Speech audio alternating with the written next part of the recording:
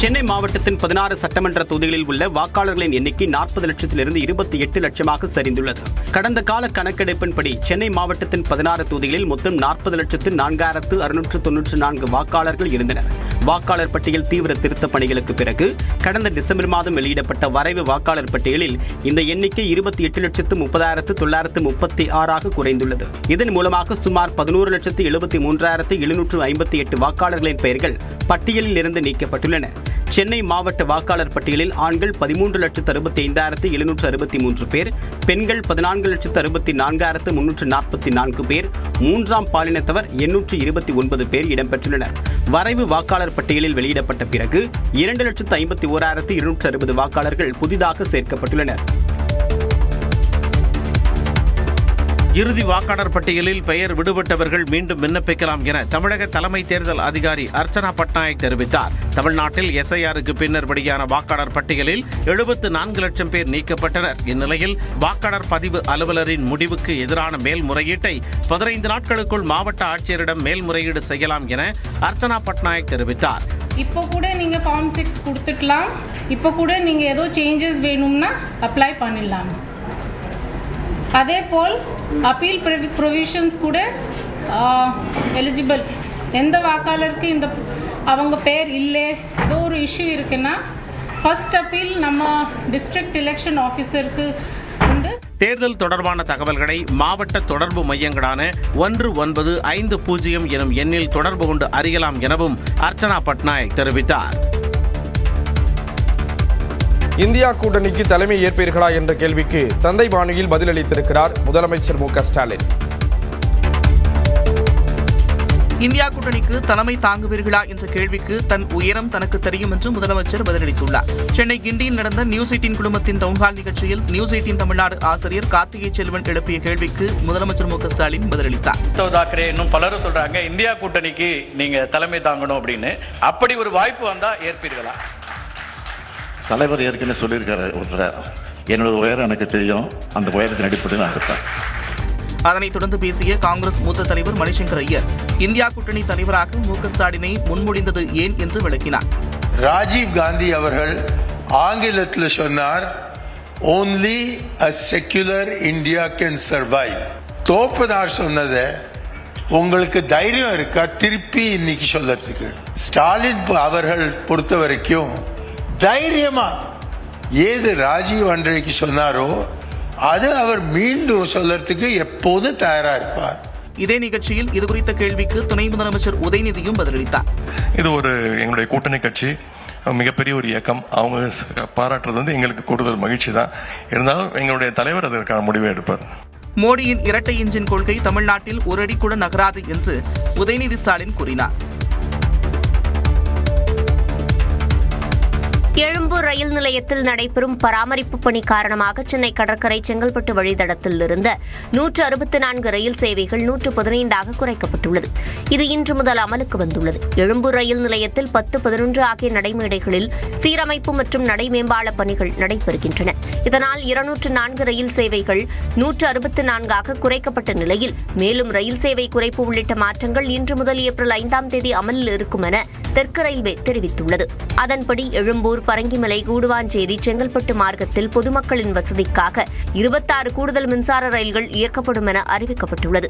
இந்த ரயில்கள் எழும்பூரில் இருந்து கூடுவாஞ்சேரி, செங்கல்பட்டு நோக்கி செல்லும் போது சேத்துப்பட்டு, கோடம்பாக்கம் மற்றும் நுங்கம்பாக்கத்தில் நிற்காது எனவும், மறுமார்க்கத்தில் எழும்பூர் வரும்போது பல்லாவரம், கோடம்பாக்கம், நுங்கம்பாக்கம், சேத்துப்பட்டில் நிற்காது என்றும் கூறப்பட்டுள்ளது.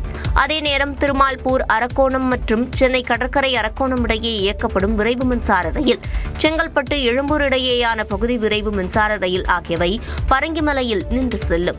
அதேபோல கும்மிடிப்பூண்டி, தாம்பரம் மார்க்கத்தில் வார நாள்களில் இயக்கப்படும் ரயில்கள் செங்கல்பட்டு வரை நீட்டிக்கப்பட்டுள்ளது. சென்னை கடற்கரை தாம்பரம் இடையே பீக் ஹவர்ஸ் இல்லாமல் சாதாரண நேரத்தில் இயக்கப்படும் ஏசி மின்சார ரயில்கள் ரத்து செய்யப்படுகிறது. ஞாயிற்றுக்கிழமைகளில் ஏசி மின்சார ரயில் சேவை முழுவதுமாக ரத்து செய்யப்பட்டுள்ளது. வரும் சட்டமன்ற தேர்தல் தனக்கும் ஸ்டாலினுக்கும் நடக்கும் போர் என்று தாவேக தலைவர் விஜய் சூளுரைத்துள்ளார். வேலூர் அடுத்த அகரம் சிறையில் தாவேக நிர்வாகிகள் சந்திப்பில் உரையாற்றிய அவர், கடந்த தேர்தலில் நல்ல தலைமை இல்லாததால் திமுகவுக்கு மக்கள் வாக்களித்து ஏமாந்ததாக கூறினார். உண்மையிலே இந்த எலெக்ஷன் எதுக்கான எலெக்ஷன்? தமிழ்நாட்டில் வாக்காளர் பட்டியல் சிறப்பு தீவிர திருத்தத்திற்கு பிறகு 74 லட்சம் பேர்கள் நீக்கப்பட்டு வாக்காளர் எண்ணிக்கை 5,67 லட்சமாக குறைக்கப்பட்டுள்ளது. கடந்த அக்டோபர் மாதம் 6.41 கோடியாக இருந்த மொத்த வாக்காளர்களின் எண்ணிக்கை தற்போது 5,67,07,380 குறைந்துள்ளது.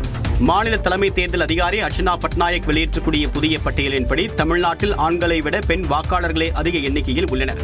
2,77,38,925 ஆண் வாக்காளர்களும் 7,617 மூன்றாம் பாலினத்தவர்களும் உள்ளனர். இந்த பட்டியலில் சுமார் 27.53 லட்சம் புதிய வாக்காளர்கள் சேர்க்கப்பட்டுள்ளனர்.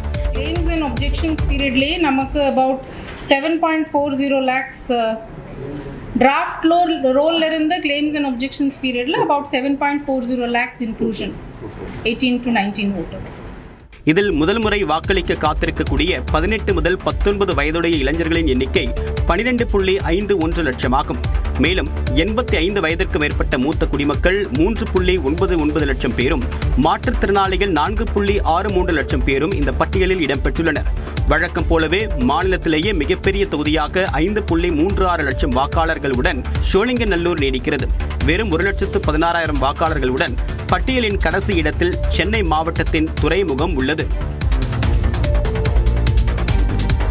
சென்னை மாவட்டத்தின் 16 சட்டமன்ற தொகுதிகளில் உள்ள வாக்காளர்களின் எண்ணிக்கை 40 லட்சத்திலிருந்து 28 லட்சமாக சரிந்துள்ளது. கடந்த கால கணக்கெடுப்பின்படி சென்னை மாவட்டத்தின் 16 தொகுதிகளில் மொத்தம் 40,04,694 வாக்காளர்கள் இருந்தனர். வாக்காளர் பட்டியல் தீவிர திருத்த பணிகளுக்கு பிறகு கடந்த டிசம்பர் மாதம் வெளியிடப்பட்ட வரைவு வாக்காளர் பட்டியலில் இந்த எண்ணிக்கை 28,30,936 குறைந்துள்ளது. இதன் மூலமாக சுமார் 11,73,758 வாக்காளர்களின் பெயர்கள் பட்டியலில் இருந்து நீக்கப்பட்டுள்ளன. சென்னை மாவட்ட வாக்காளர் பட்டியலில் ஆண்கள் 13,65,763 பேர், பெண்கள் 14,64,344 பேர், மூன்றாம் பாலினத்தவர் 829 பேர் இடம்பெற்றுள்ளனர். வரைவு வாக்காளர் பட்டியலில் வெளியிடப்பட்ட பிறகு 2,51,260 வாக்காளர்கள் புதிதாக சேர்க்கப்பட்டுள்ளனர். இறுதி வாக்காளர் பட்டியலில் பெயர் விடுபட்டவர்கள் மீண்டும் விண்ணப்பிக்கலாம் என தமிழக தலைமை தேர்தல் அதிகாரி அர்ச்சனா பட்நாயக் தெரிவித்தார். தமிழ்நாட்டில் எஸ்ஐஆருக்கு பின்னர் வெளியான வாக்காளர் பட்டியலில் 74 லட்சம் பேர் நீக்கப்பட்டனர். இந்நிலையில் வாக்காளர் பதிவு அலுவலரின் முடிவுக்கு எதிரான மேல்முறையீட்டை 15 நாட்களுக்குள் மாவட்ட ஆட்சியரிடம் மேல்முறையீடு செய்யலாம் என அர்ச்சனா பட்நாயக் தெரிவித்தார். இப்போ கூட நீங்க ஃபார்ம் 6 கொடுத்துடலாம். இப்போ கூட நீங்க ஏதோ சேஞ்சஸ் வேணும்னா அப்ளை பண்ணிடலாம்.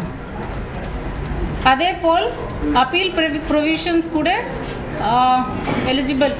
எந்த வாக்காளருக்கு இந்த அவங்க பேர் இல்லை, ஏதோ ஒரு இஷ்யூ இருக்குன்னா ஃபர்ஸ்ட் அப்பீல் நம்ம டிஸ்ட்ரிக்ட் எலெக்ஷன் ஆஃபீஸருக்கு உண்டு.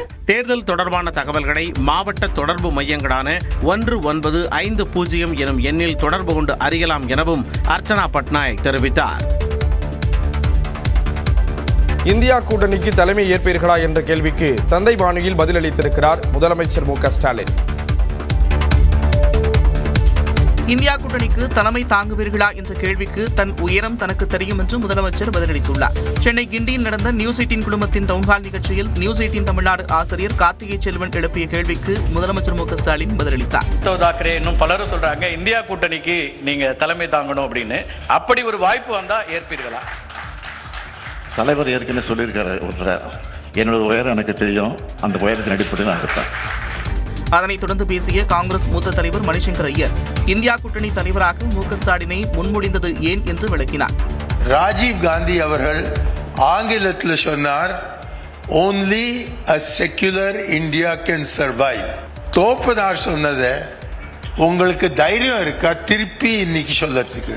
ஸ்டாலின் அவர்கள் பொறுத்த வரைக்கும் தைரியமா ஏது ராஜீவ் அன்றைக்கு சொன்னாரோ அது அவர் மீண்டும் சொல்லறதுக்கு எப்போது தயாரா இருப்பார். இதே நிகழ்ச்சியில் இது குறித்த கேள்விக்கு துணை முதலமைச்சர் உதயநிதியும் பதிலளித்தார்.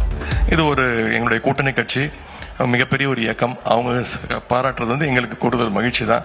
இருந்தாலும் எங்களுடைய தலைவர் அதற்கான முடிவை எடுப்பார். மோடியின் இரட்டை இன்ஜின் கொள்கை தமிழ்நாட்டில் ஒரு அடி கூட நகராது என்று உதயநிதி ஸ்டாலின் கூறினார். எழும்பூர் ரயில் நிலையத்தில் நடைபெறும் பராமரிப்பு பணி காரணமாக சென்னை கடற்கரை செங்கல்பட்டு வழித்தடத்தில் இருந்த 164 ரயில் சேவைகள் 115 குறைக்கப்பட்டுள்ளது. இது இன்று முதல் அமலுக்கு வந்துள்ளது. எழும்பூர் ரயில் நிலையத்தில் 10, 11 ஆகிய நடைமேடைகளில் சீரமைப்பு மற்றும் நடை மேம்பால பணிகள் நடைபெறுகின்றன. இதனால் 204 ரயில் சேவைகள் 164 குறைக்கப்பட்ட நிலையில் மேலும் ரயில் சேவை குறைப்பு உள்ளிட்ட மாற்றங்கள் இன்று முதல் ஏப்ரல் 5ஆம் தேதி அமலில் இருக்கும் என தெற்கு ரயில்வே தெரிவித்துள்ளது. அதன்படி எழும்பூர், பரங்கிமலை, கூடுவாஞ்சேரி, செங்கல்பட்டு மார்க்கத்தில் பொதுமக்களின் வசதிக்காக 26 கூடுதல் மின்சார ரயில்கள் இயக்கப்படும் என அறிவிக்கப்பட்டுள்ளது.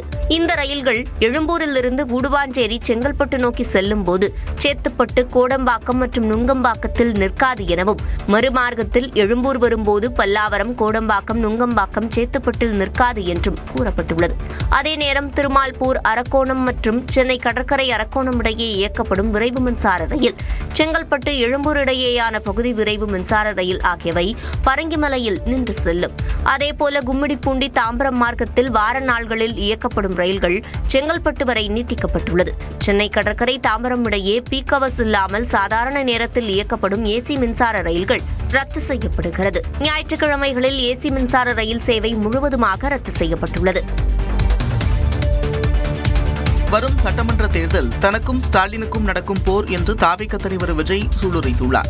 வேலூர் அடுத்த அகரம்சேரியில் தாவேக நிர்வாகிகள் சந்திப்பில் உரையாற்றிய அவர், கடந்த தேர்தலில் நல்ல தலைமை இல்லாததால் திமுகவுக்கு மக்கள் வாக்களித்து ஏமாந்ததாக கூறினார். உண்மையிலே இந்த எலெக்ஷன் எதுக்கான எலெக்ஷன்